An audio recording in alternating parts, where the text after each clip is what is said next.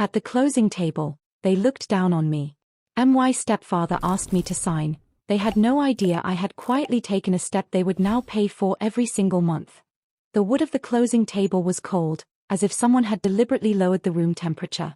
Papers were spread out in front of me, thick folders, small yellow sticky notes, and blue pens that were placed near my hand again and again, as if to remind me that my only job was to sign.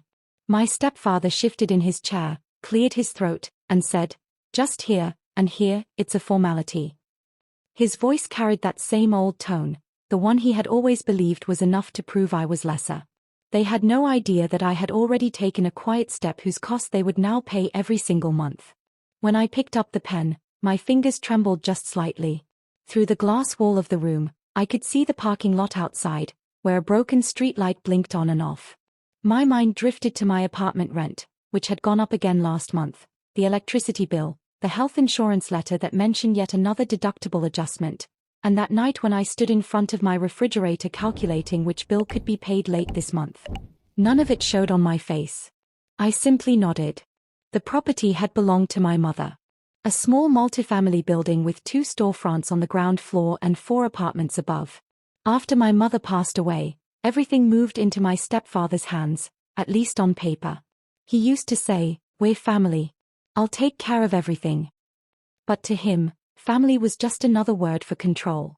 For years, I had listened to his comments, that I was too emotional, that I didn't understand business, that it was better for me to stay on the sidelines. Even that day, at the closing table, he believed I had lost. The pen moved across the paper, but I wasn't signing the page he thought I was.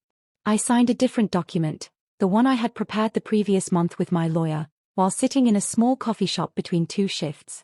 The lawyer wasn't some big-name attorney, just a local guy who had looked at the paperwork and said, "It's simple, but it's solid. If they make mistakes, you'll see it every month." I nodded then, because I understood that language, the reality of every month. After my mother's death, I had spoken with the tenants in the building. They knew me.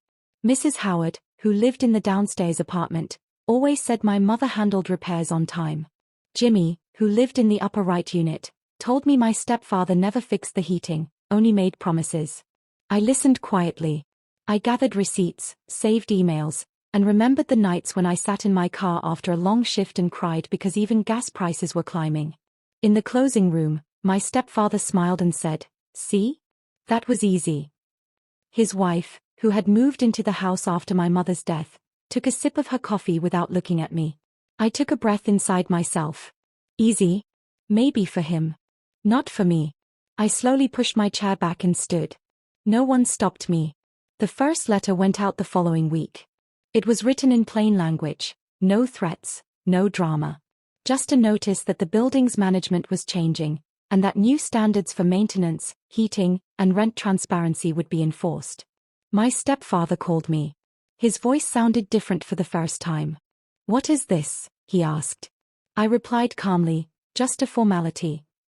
He went quiet. Every month, when money was deducted from his account, it became a reminder. The loans he had taken, the taxes he had ignored, all of it surfaced in black and white. I didn't make a spectacle. I didn't post anything online. I went to work, paid my bills, and on weekends visited the building. I checked in with Mrs. Howard, looked at Jimmy's heater, and hired a local electrician who shook his head and said, "This could have been fixed a long time ago." One night, when I came home late, there was an envelope under my door.